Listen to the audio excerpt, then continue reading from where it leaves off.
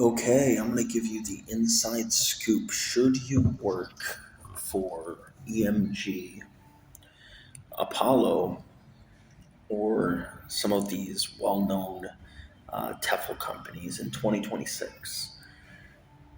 I'm just going to be frank with you.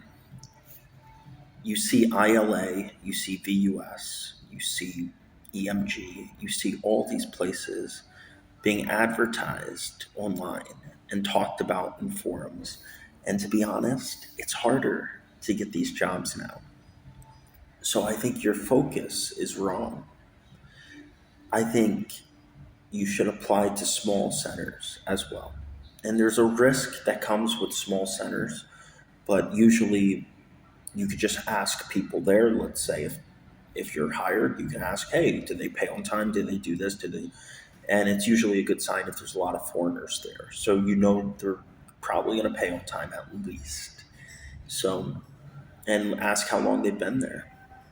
So, my recommendation is it's not the time to be aiming for ILA. It's not the time to be aiming for Apollo. It's not the time to be aiming for EMG.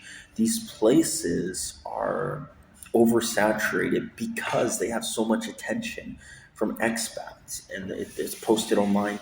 Um, I actually got accepted into Apollo. I worked there for a while. I didn't like it, to be honest. It was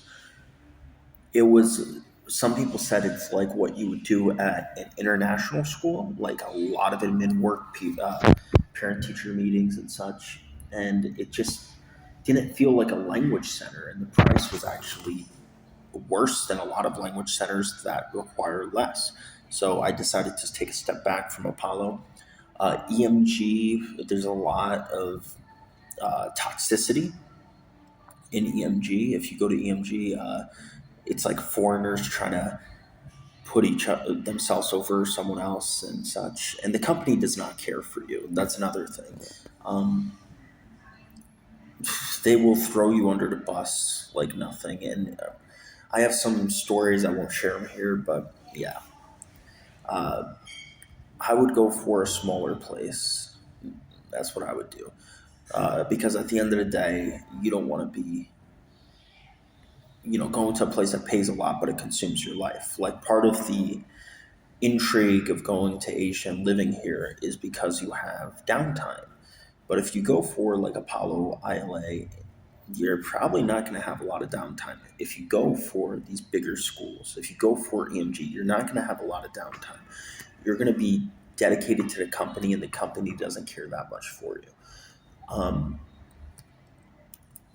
so, yeah, what is my recommendation? Look for those smaller places, but make sure they have foreigners working there and tell me what happens.